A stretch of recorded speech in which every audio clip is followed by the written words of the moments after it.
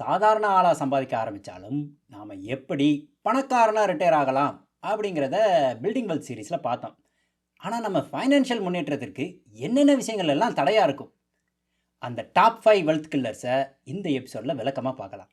வணக்கம், என் பேர் விஜய் மோகன். நீங்கள் பார்த்துட்டு இருக்கிறது இன்வெஸ்ட்மெண்ட் இன்சைட்ஸ்.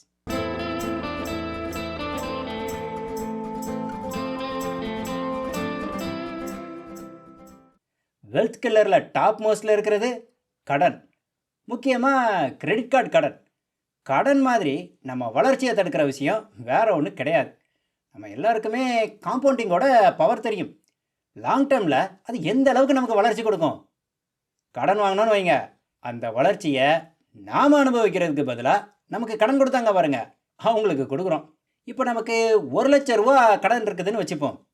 அதுக்கு 15% இன்ட்ரெஸ்ட் கட்டுறோம். 5 வருஷத்தில் அதை கட்டி முடிக்கிறோம்னா அதுக்கு வட்டி மட்டும் கிட்டத்தட்ட 43,000 ரூபாய் கொடுத்துருப்போம். இந்த 43,000 ரூபாய் மட்டும் நமக்கு நஷ்டம் இல்லை. இந்த ரூபாயை நாம் எதுலையாவது இன்வெஸ்ட் பண்ணி இருந்திருக்கலாம். அதிலிருந்து வர வேண்டிய வளர்ச்சியையும் நாம் மிஸ் பண்ணுறோம். ஆதலால் கடன் வாங்காதீர்.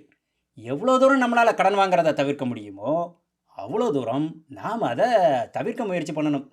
நல்ல கடன் எது, கெட்ட கடன் எது, இருக்கிற கடனை எப்படி சீக்கிரம் அடைச்சி முடிக்கலாம் அப்படின்னு நாம் ஏற்கனவே இந்த சேனலில் விரிவாக பார்த்துருக்குறோம். நீங்கள் இன்னும் அதை பார்க்கலன்னா கண்டிப்பாக பாருங்கள். அடுத்து கெட்ட பழக்க வழக்கங்கள். கெட்ட பழக்கம்னா வேற என்ன? தண்ணி, தம்மு மற்றும் அது சார்ந்த இத்தியாதி ஐட்டம்ஸ். இதெல்லாம் வெல்த் கில்லர்ஸ் மட்டும் இல்லை, லிட்ரலாக நம்முடைய ஹெல்த் கில்லர்ஸ். இதெல்லாம் ஸ்ட்ரெஸ் பஸ்டர்ஸுங்க அப்படின்னு நமக்கு நாமே நொண்டி சாக்கு சொல்லிப்போம். இதுக்காக மாதம் எவ்வளோ செலவழிக்கிறீங்க அப்படின்னு கணக்கு போட்டு பாருங்கள். சிகரெட் புகையாக ஊதி தள்ளுறதுக்கு அழகாக அந்த அமௌண்ட்டை சிகரெட் விற்கிற ஐடிசிலையாவது இன்வெஸ்ட் பண்ணி வச்சுருக்கலாம். இதை வேலை மெனக்கிட்டு கணக்கு போட்டு ஒருத்தர் யூடியூப்பில் சொன்னால் அதையும் நாம் சும்மா விடுறதில்ல, மீம்ஸ் போட்டு கலாய்ச்சிட்டு இருப்போம். நமக்கும் பொழுது போகணும்ல. But in all seriousness, instant சந்தோஷத்துக்காக லாங் டேர்ம் சந்தோஷத்தை பலி கொடுத்துடக்கூடாது. ஒரு நாளைக்கு ஆன் ஆவரேஜ் ஒரு சிகரெட்டுக்கு கம்மியாக ஸ்மோக் பண்ணுறவங்க ஸ்மோக்கே பண்ணாதவங்களை விட சீக்கிரமாக போய் சேர்றதுக்கான வாய்ப்பு, இல்லை இதை வாய்ப்புன்னு சொல்லக்கூடாது, ஆபத்துன்னு சொல்லணும். சீக்கிரமாக போய் சேர்றதுக்கான ஆபத்து 64%. இதே இது தினமும் 1லேருந்து 10 சிகரெட் ஸ்மோக் பண்ணுறவங்களுக்கு அந்த ரிஸ்க் 87%. பவர் ஆஃப் காம்பவுண்டிங்கை ஞாபகத்தில் வச்சுக்கோங்க. அது நெகட்டிவாகவும் காம்பவுண்ட் ஆகும்.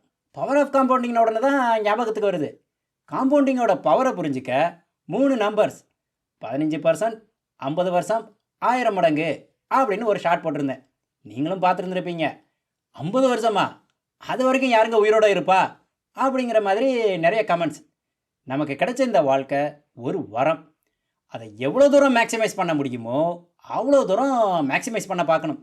அட்லீஸ்ட் 100 வருஷமாவது வாழணும் அப்படின்னு நினைக்க வேண்டாமா? நம்ம இன்வெஸ்ட்மெண்ட் உலகத்திலேயே சார்லி மங்கர், வாரன் பஃபட்னு எத்தனை பேர் 90 வயசுக்கு மேலேயும் இன்னும் ஆக்டிவாக கான்ட்ரிபியூட் பண்ணிகிட்டு இருக்காங்க. அது மாதிரி நம்மளால் இருக்க முடியுதோ முடியலையோ அது வேறு விஷயம். ஆனால் இருப்போங்கிற அந்த நம்பிக்கையாவது நமக்கு வேண்டாமா? அவ்வளோ ஹோப்லெஸ்ஸாக நம்ம இருக்கிறோம். என்ன செய்ய, இருக்கிறோமே. 3வது வெல்த் கில்லர், அடுத்தவங்களை இம்ப்ரெஸ் பண்ணுறதுக்காக நாம் பண்ணுற செலவுகள். உடனே உங்களுக்கு என்ன ஞாபகத்துக்கு வரும்? ஐஃபோன்.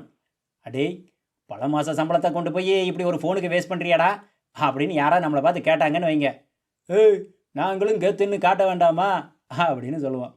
டேய், அது 1 மாதத்துலேயே பழசாகிடுமேடா, அப்புறம் எப்பறம் அவன் கெத்தை காட்டுவ அப்படின்னு பதில் கேள்வி கேட்குற குசும்பர்களும் இருக்காங்க. அப்போ என்ன சொல்லுவோம்? பைக்கை வாங்குவோம். அது பழசானா லோனை போட்டு காரை வாங்குவோம் அப்படின்னு புத்திசாலித்தனமாக பதில் சொல்லுவோம். ஏன்பா, சிம்பிளாக ஒரு ஃபோனை வாங்கிட்டு மிச்சத்தை வருங்காலத்துக்கு இன்வெஸ்ட் பண்ணலாமேப்பா அப்படின்னு நம்ம மேலே அக்கறையாக யாராவது சொல்லிட்டாங்கன்னு வைங்க, அங்கிள் இப்போ அனுபவிக்காமல் அப்புறம் உங்கள் வயசுலேயே அனுபவிக்க முடியும் அப்படின்னு கருத்தாக பேசுவோம்.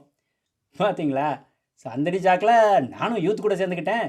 அதுக்காக இந்த மாதிரி ஃபேன்சி ஐட்டம்ஸே வாங்காதீங்க அப்படின்னு சொல்லலை. வாங்கணும், ஆனால் அதுக்குன்னு ஒரு ஸ்டேஜுக்கு வந்த பிறகு அப்புறமா வாங்கணும். நம்ம சேவிங்ஸ் ரேட் 30%க்கு மேலே இருந்தால் இந்த மாதிரி செலவுகளை தாராளமாக செய்யலாம். சேவிங்ஸ் ரேட்னா என்னென்னு உங்கள் எல்லோருக்கும் ஏற்கனவே தெரியும். நாம் சம்பாதிக்கிற பணத்தில் எத்தனை % சேமிக்கிறோம், அதுதான் சேவிங்ஸ் ரேட். அந்த சேவிங்ஸ் ரேட் அட்லீஸ்ட் 30% இருக்கணும். ஆனால் பேச்சக் டு பேச்சக் வாழ்ந்துட்டு, அதாவது வர்ற காசை அப்படியே செலவழிக்கிற லைஃப் ஸ்டைலாக வாழ்ந்துட்டு இந்த மாதிரி ஆர்வக்கோளாறான செலவுகளை செய்ய வேண்டாம். நம்ம வாழ்க்கைங்கிற மராத்தான் ரேஸை 100 மீட்டர் ஸ்ப்ரிண்ட்டுன்னு நினச்சிட்டு முதல்லயே வேகமாக ஓட பார்க்குறோம். எல்லாத்துலேயுமே நமக்கு அவசரம். ஆனால் ஸ்லோ அண்ட் ஸ்டடியாக பின்னாடி வர்றான் பாருங்க, ஈவென்ச்சுவலாக நம்மளை முந்திட்டு போயிட்டே இருப்பான்.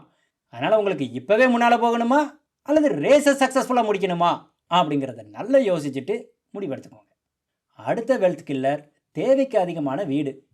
முதல்ல வீடு வாங்குறதுங்கிறதே ஃபைனான்ஷியலி நல்ல முடிவா அப்படிங்கிறது ஒரு கேள்விக்குறியான விஷயம், குறிப்பாக இந்தியாவில்.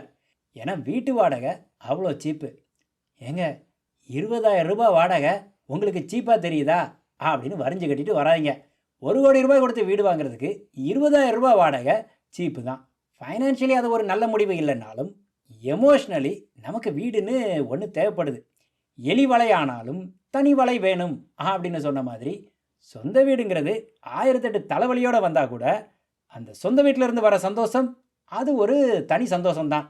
அந்த எமோஷ்னல் ஸ்ட்ரென்த்துக்காக கண்டிப்பாக வீடு வாங்கிக்கலாம்.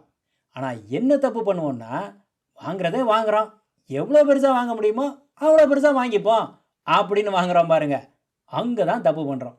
பெரிய வீடு ஜஸ்ட் ஒன் டைம் செலவு இல்லை, லோன் பெருசாகும், அதை மெயின்டைன் பண்ணுற செலவுகளும் அதுவும் பெருசாகும். இதெல்லாம் பெரிய வீடு வச்சுருக்கிறோம் அப்படிங்கிற அந்த மன திருப்தியை நமக்கு கொடுத்தா கூட நம்ம ஃபைனான்ஷியல் வளர்ச்சிக்கு அது பெரிய முட்டுக்கட்டை. அதனால் வீடு வாங்குறதுக்கு முன்னால் நல்லா யோசிச்சுட்டு நம்ம வசதிக்கு தகுந்த மாதிரி வாங்கிக்கணும்.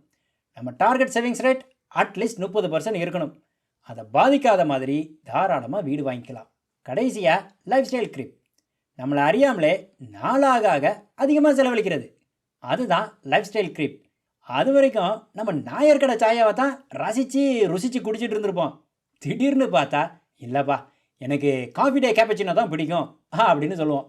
தள்ளுவண்டியில் சாப்பிட்ட உளுந்த வடை கெட்டி சட்னி போய் டோனட்டுக்கு அப்கிரேட் ஆகியிருப்போம். கல் dosa, what are you talking old man, கொண்டா அந்த பீட்சாவை அப்படின்னு சொல்லுவோம். சரி, வெளியே சாப்பிட்றதான் எப்படின்னா, வீட்டில் யார் மேன் குக் பண்ணுறா, எல்லாம் ஜொமேட்டோ ஸ்விக்கி தான். சரி, TV subscriptions, Netflix, prime, HBO, Hotstar, you name it அப்படின்னு பெருமையாக சொல்லிப்போம். போதாதுக்கு ஜிம் மெம்பர்ஷிப் வேறு. ஆர்வமாக வருஷ தொடக்கத்தில் வாங்கியிருப்போம், அந்த பக்கம் எட்டி பார்த்து பல மாதம் ஆகியிருக்கும். இந்த சேட்டையெல்லாம் செஞ்சுட்டு எங்கப்பா இன்வெஸ்ட் பண்ண, வரவு செலவுக்கே கரெக்டாக இருக்குது அப்படின்னு அழுத்துப்போம். ஏங்க அப்போ இதெல்லாம் நாம் அனுபவிக்கவே கூடாதா? கடைசி வரை உளுந்து வடையை தான் சாப்பிட்டுட்டு இருக்கணுமா அப்படின்னு நீங்கள் கேட்கலாம். இதுக்கும் ஸ்டாண்டர்டான பதில் தான். அஸ்லாங்கஸ் உங்கள் சேவிங்ஸ் ரேட் அட்லீஸ்ட் 30% இருக்கிற வரைக்கும் நீங்கள் எதில் வேணால் செலவழிக்கலாம். அதுதான் இந்த ஹோல் எபிசோடோட சம்மரி. வேறு என்ன வெல்த் கில்லர்ஸ் இருக்குது கீழே கமெண்ட்ஸில் சொல்லுங்கள். சீக்கிரமே அடுத்த எபிசோடில் சந்திப்போம். நன்றி, வணக்கம்.